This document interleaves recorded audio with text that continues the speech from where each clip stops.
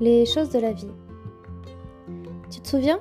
Je t'avais parlé de comment surmonter un deuil, comment encaisser une mauvaise nouvelle. Je t'avais parlé de ma sœur qui avait un cancer du pancréas. Eh bien, on y est. On y est à ce moment où c'est fini. Je t'avais dit qu'il fallait réussir à anticiper. Anticiper la douleur, anticiper les pleurs, anticiper la nouvelle. Encaisser. J'ai appris la nouvelle le 28 par l'intermédiaire de ma mère. Ma seconde sœur l'avait prévenue par message que c'était fini pour elle la veille, le 27 septembre. Et en fait, la nouvelle, je l'ai pris comme si on m'annonçait qu'il allait pleuvoir. Comme si il y avait une hausse des températures. Comme si c'était pas grave. Et oui, c'est fini. Je suis pas l'une des dernières personnes à être au courant, mais presque. Et je sais pas. Peut-être que... En fait, je m'attendais pas à être prévenue en premier. Je m'attendais pas... Je savais que ça allait arriver. Et hier, c'était la crémation et la mise au columbarium. J'ai pas été invitée. Et dans de nombreuses familles, alors pas toutes, mais ça arrive, il y a des histoires qui font qu'on s'éloigne des gens, on s'éloigne des proches et on n'est pas invité. On n'est pas invité à un événement qui pourtant m'a fait verser des larmes et pas le jour même. J'ai pleuré l'an dernier quand je vous avais annoncé la nouvelle. Et ce matin, dans la voiture, j'ai eu quelques larmes qui ont coulé. Je pense que c'était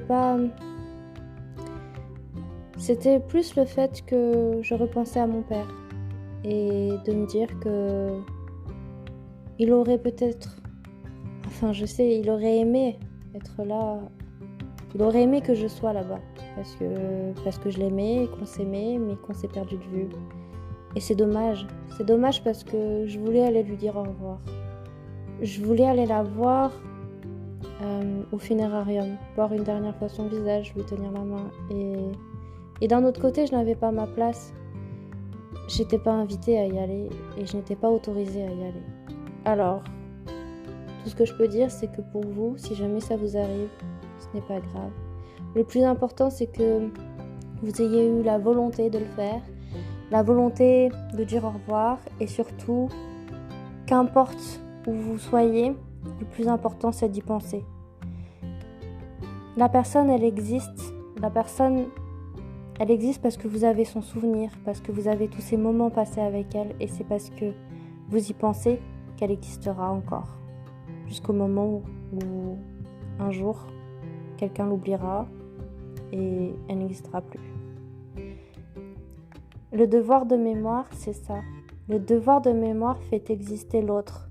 Et c'est parce que on célèbre la perte d'un être cher à chaque anniversaire,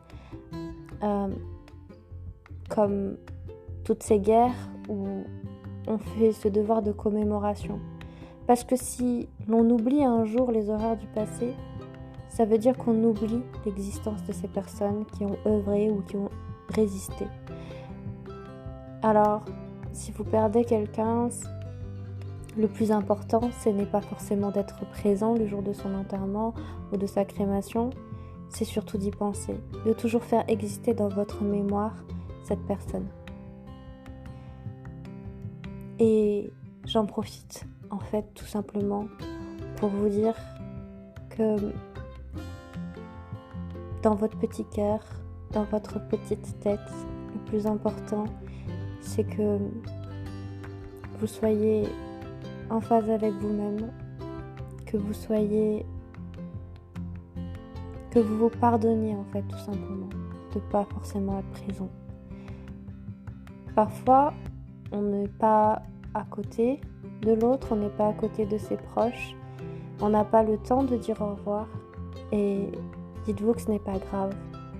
Dites-vous que le plus important, c'est voilà, que vous y pensiez très très fort. Pardonnez-vous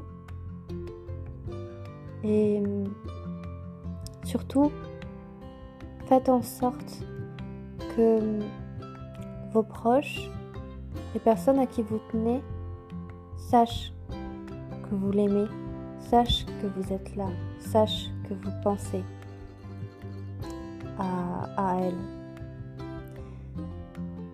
Même si la personne ne vous répond pas, même si elle ne vous dit pas clairement les choses, tant pis, vous l'aurez dit à voix haute, par écrit, vous lui aurez dit à quel point cette personne compte pour vous. Et faites-le tant qu'elle est vivante, faites-le tant qu'il en est encore temps, faites-le avec votre cœur, avec votre esprit, avec toutes vos tripes. Dites à la personne qui compte pour vous que vous l'aimez. Et ça, c'est le plus important. Faites en sorte que les moments que vous passez ensemble construisent et fassent perdurer les souvenirs que vous aurez si un jour un malheur arrive.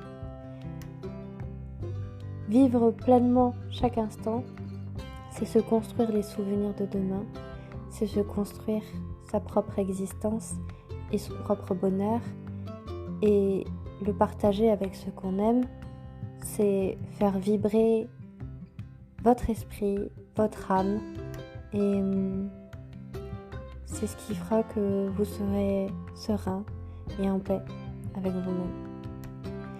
Pour toutes les personnes qui ont perdu un proche, c'est dur, c'est difficile. Mais demain sera un autre jour. Demain, vous ferez comme hier, un pas devant l'autre, petit à petit. Et non, votre peine ne s'effacera pas. Tout ce que je peux dire, c'est, comme je l'avais déjà écrit dans un poème, ta peine ne s'effacera jamais, mais ton cœur apprendra à sourire et tes yeux fleuriront de milliers d'étoiles. Et moi, je te le dis, ton cœur sourit déjà et tes yeux brillent déjà. Alors, sois heureux, tu le mérites. Je t'aime.